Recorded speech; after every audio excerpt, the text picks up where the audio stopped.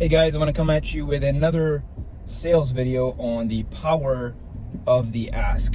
There's an old scripture that says, you have not because you ask not. And I am no scholar on religion, but I can tell you this, that any religion that I have been exposed to, there's always an element of asking God, asking the universe, asking the deity that they worship for something, which is part of the agreement, right?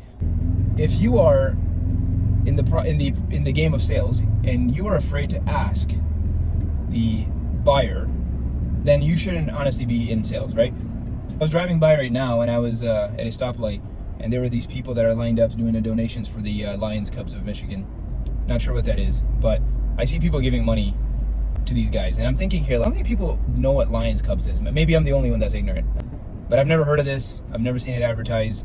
I do live under a rock in many things, but I don't know what Knights Cubs of Michigan do. I don't know what Elks of Michigan do. I don't know what Knights of Columbus do. I don't know what any of these people do, but yet when they line up at a traffic light, people give them money at the intersection. And I believe it's simply because they ask.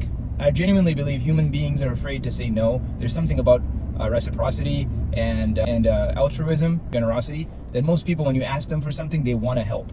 Right? They want to say yes. And also there's a non-confrontational aspect of it that people, they just have a hard time saying no in general, right? Everybody has a hard time saying no. I have a hard time saying no. Most people do. Very few people are like those cold killers, right? That have no issue with saying no to everybody. And that's actually not common. That's rare. When it comes to sales, honestly, the best salespeople I know, above all, I think even better, like more than presentability, more than preparation, is just the ability to ask. The ability to just say, you know what? Let's try. It doesn't hurt to try. It doesn't hurt to try. Worst they can say is no. That's literally what it's all about, guys. And if you're like, hey man, I'm afraid to go pitch this thing because the guy's gonna say no. Well, dude, like seriously, what are you doing here? You're pretty much might as well not be here. So I see an average ticket of $350. As a matter of fact, it's one of our shops this week. Guess what their average quote is? $750, $800. Now it's funny because on the weeks where the average quote is over $2,000, the average RO is close to $1,000. What does that tell you? That tells you that you're just generally going to close about 50% of what you totally quote.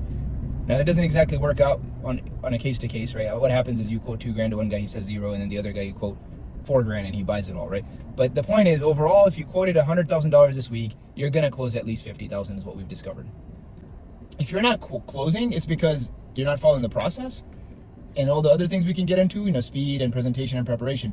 But if you're not even quoting it to begin with, if you're not even going in there and you're just stopping because you're afraid, and you're afraid that the person's going to say no, and you're afraid to ask, well, you have not because you ask not. Another person will come in the same shop and triple the revenue, double the revenue, simply because they ask. Simply because they say, hey, Mr. Customer, how about we get this done for you while we're in there? And you know what happens? Statistically speaking, 50% of the customers just say, go ahead, get that done for me, Johnny. While you're in there, let's get it done. And you're like, oh, crap. Right? Let's think about all the times you've sold and you're like, holy crap, I can't believe this guy just bought that. I promise you there's more of those instances than there are that you're like, man, I've been completely embarrassed because I quote that the guy yelled at me. If you were to line up all the tickets that you've sold and the guys got mad at you and screamed at you for pitching it versus all the tickets that you were like, holy crap, I can't just believe this guy said yes. I promise you it's probably a 5-to-1 ratio. For every one guy that yelled at you, there's 5 more that you were like, holy crap, I can't believe these people just said yes. See, their cars are broken. They want their cars fixed. And we're not operating in low-income areas. These people we've targeted with marketing, we know they have discretionary income. And then you come along and say, oh yeah, this customer doesn't have money. Who the hell made you in charge of that anyway?